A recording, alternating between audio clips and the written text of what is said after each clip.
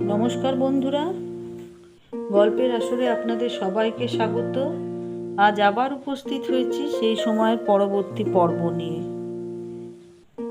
কোটাল, ছেড়ে দে মোরে, নিয়ে যা তুই চোর দিকে ফাঁসি। মালির মেয়ে ফুল বেচে খায়, কোন বেটি বা চোরের মাসি। এ যে দেখি সৃষ্টি ছাড়া, দেখি না কেমনি ধারা, যেমন শনিবারের মরা রবিবারে হয়েছে বাসি। হারমোনিয়াম সহযোগে এই গান তারস্বরে ভেসে আসছে দ্বিতলের এক কক্ষ থেকে। গৃহের সামনের পথে হুজুগখোর উন পাজুরে লোকরা ভিড় জমিয়েছে। এই উপলক্ষে কেউ অহ অহ বলে তারিফ করছে, মাঝে মাঝে কেউ হঠাৎ চেঁচিয়ে উঠছে, কে রে, কে গায়? এ দেখছি স্বয়ং গোপাল। গানটি পুরুষ কণ্ঠের বটে, কিন্তু কখনো কখনো তার সঙ্গে যুক্ত হচ্ছে কোনো নারীর বেসুরো স্বর। ভালো করে সন্ধ্যা নামেনি, এর মধ্যে মজলিস বেশ জমে উঠেছে বোঝা যায়। এইসব বাড়ি একেবারে বারদুয়ারি, যার খুশি প্রবেশ করতে পারে, তবে যার জেবে কড়ির জন্যে তাকে নকরের হাতে কোৎকা খেতে হয়। নকররা মুখ দেখেই মানুষ চেনে। এরই মধ্যে একদল লোক একটা ঠেলা গাড়ি টানতে টানতে এনে এমন জমাটি ভিড় দেখে থেমে গেল।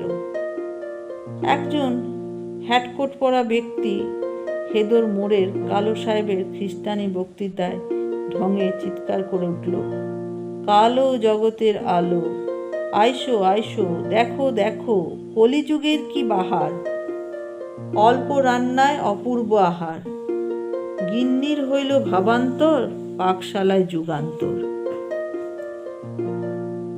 বাইজি গানের শ্রোতারা এবার কৌতূহলী হয়ে এদিকে মুখ ফেরালো। ক্যাটিকেষ্ট ভায়ার মতন চেহারা হ্যাটকোট পরা একটি লোক এবার ঠেলাগাড়ির ওপর এক লাফে চড়ে চারিদিকে ঘুরে দেখে নিল একবার। তারপর এক হাত কোমরে দিয়ে এক হাত ওপরে তুলে কেষ্টযাত্রা সখীদের মতন নাচের ভঙ্গি করে গান গেয়ে উঠল, ময়লার সাথে মিল দেবে কি, গয়লা আছে হাতের কাছে, গয়লার সাথে মিল দেবে কি, গয়লা বেচে সাদা দুগ্ধ, বুড়ো গুরু সব যা খেয়ে মুগ্ধ, সেই দুধ কেউ ময়লা করে কি, গয়লা ভেয়েরা মাথায় পাগুড়ি, ডান্ডা হাতে লয়ে এসো আগুড়ি, ময়লা কইলে মেনে লবে কি। গায়কটি এখানে একটু থেমে মাথার সোলার টুপিটি খুলে একবার ঘাম মুছে নিল।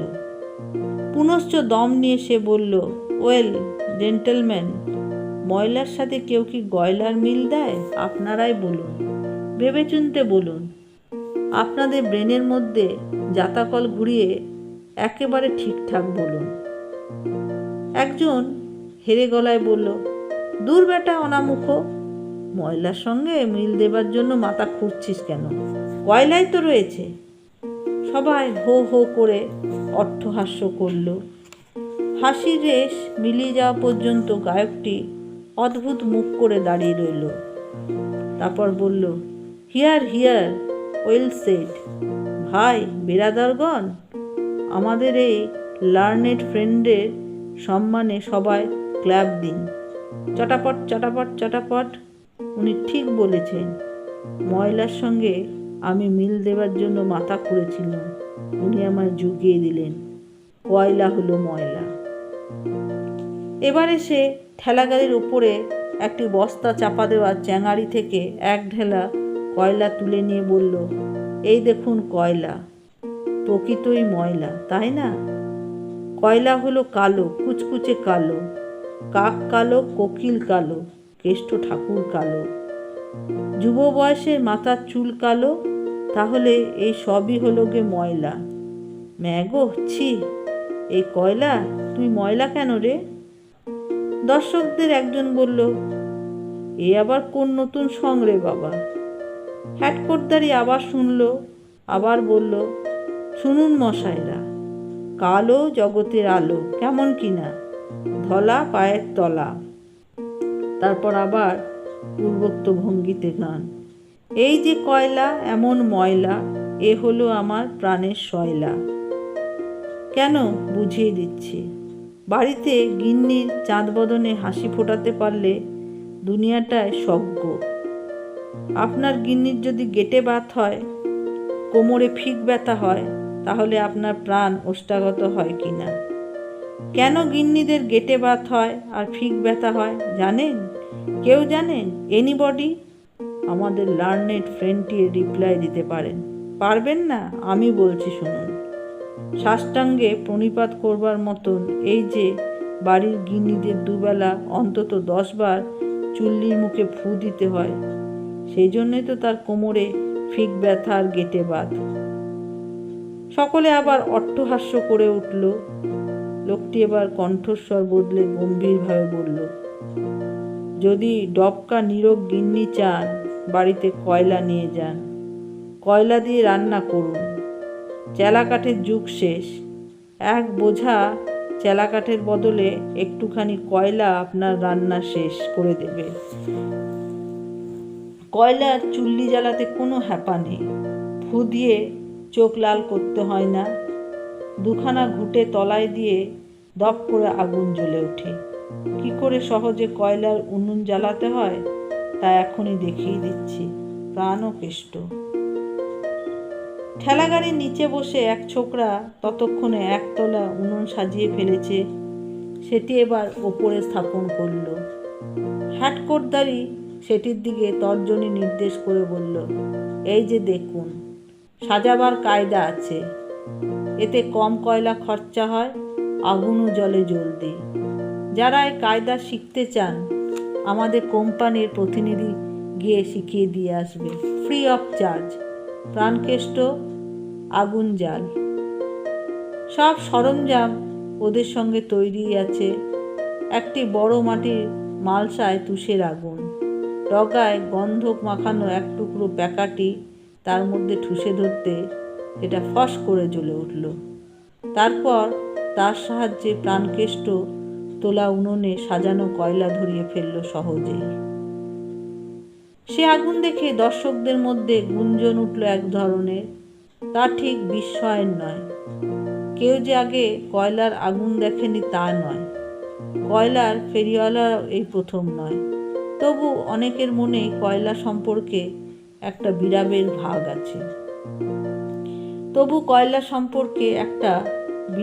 ভাগ আছে। ফেরিওয়ালাটি উত্তম প্রচারক। সে সব রকম প্রতিক্রিয়ার কথা জানে। এবার সে বলতে শুরু করল, মশায়েরা, জেন্টেলম্যান, কয়লার 1000 গুণ, কিন্তু সে গুণগান না করে আমি এর কিছু দোষের কথা বলি। কেমন? যেমন কয়লা সত্যিই ময়লা, চেলাকাঠ ময়লা নয়, তাই নয়। কয়লায় হাত দিলে কালি লাগে ঠিক, কিন্তু হাত ধুয়ে ফেললেই সে কালি উঠে যায়। যে কেউ পরীক্ষা করে দেখতে পারেন। চেলাকাঠ থেকে যে যখন তখন চোঁচ ফুটে হাত রক্তারক্তি হয়, কয়লায় কিন্তু সে ভয় নেই। কয়লায় ধোয়া হয়, বেশি ধোয়া হয় ঠিক, কিন্তু কয়লার ধোঁয়ায় যে মশামাছি পালায় সে খবর জানেন? পরীক্ষা প্রার্থনীয়। বোকা লোকেরা কয়লার নামে যে আরেকটু অপবাদ দেয়, সেটা কিন্তু আমরা মানব না। কোনো এক বাংলা কাগজে এক পত্রদাতা লিখেছেন যে কয়লার রান্না খেলে নাকি খাদ্য ঠিক পরিপাক হয় না, হজমের দোষ হয়, অম্ল রোগ হয়। এমন গোমুখ্য এদেশে আছে? আমি আপনাদের শত শত সার্টিফিকেট দেখাতে পারি যে কয়লার রান্নাও তেমন তাড়াতাড়ি হয়, হজমও হয় তেমন ঘোড়দৌড়ের মতন। কয়লার রান্না খেলে ছোট শিশুদের উদরাময় সেরে যায়। সাহেবদের কথা বাদই দিলুম। সাহেবরা তো কয়লার নাম আদর করে দিয়েছে ব্ল্যাক ডায়মন্ড, জানেন বোধ হয়। যা কয়লা তাই হিরে।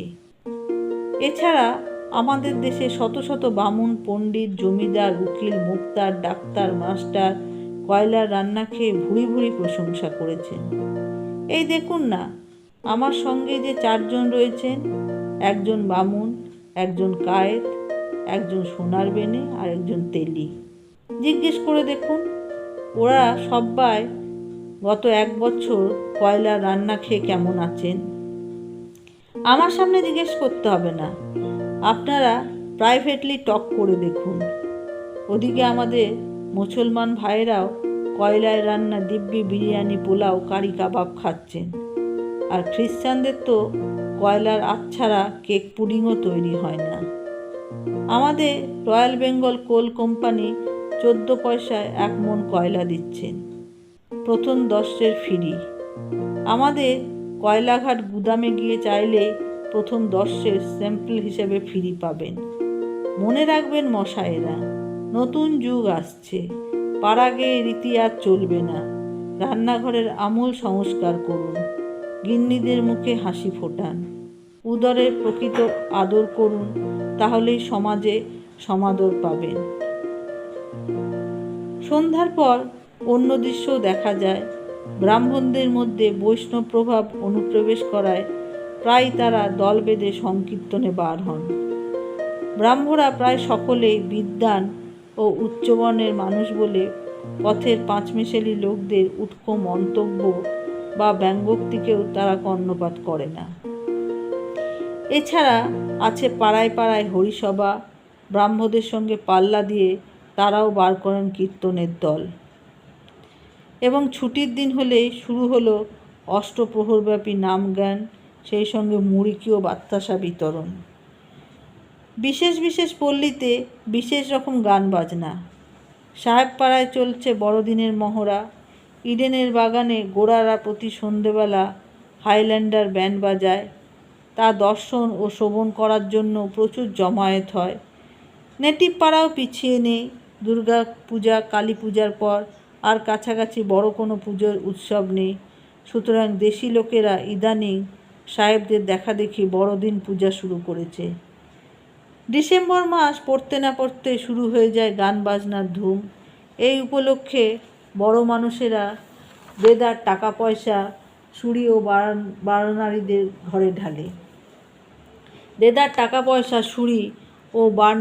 ঘরে ঢালে। তালতলার দিকে দেখা গেল এক চমকপ্রদ দৃশ্য। একখানি বিচিত্র আকৃতির জুড়ি গাড়ি আসছে। সেটিকে দেখতে অবিকল একটি বিশাল খাঁচার মতো। তার মধ্যে 3-4 জন সাকরেদদের মধ্যিখানে বসে আছে এক অদ্ভুত পোশাক পরা ব্যক্তি। এই বাবুটি রীতিমতন সুপুরুষ।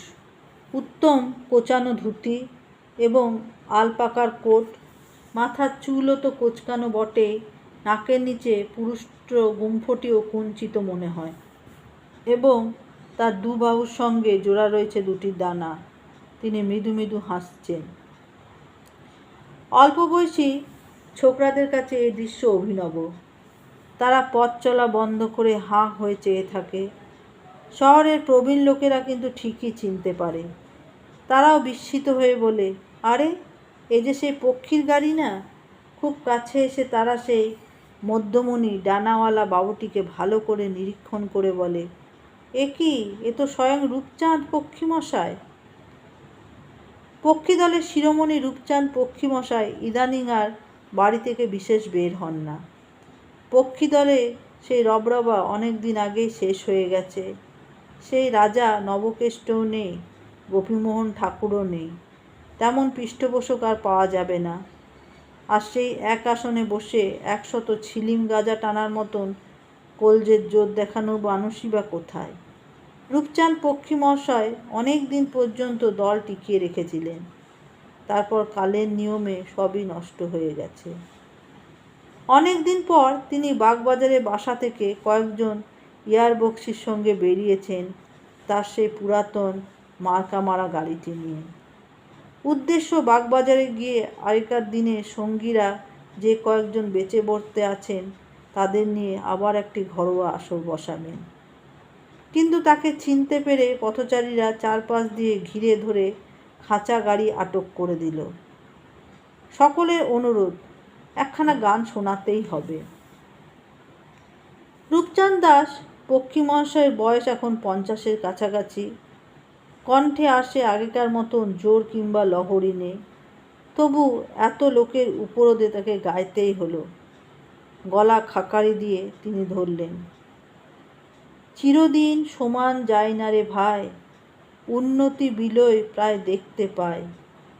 ঘুটে পড়ে গোবর হাসিছে সদায়, কালে হতে হবে দুনিয়ায়।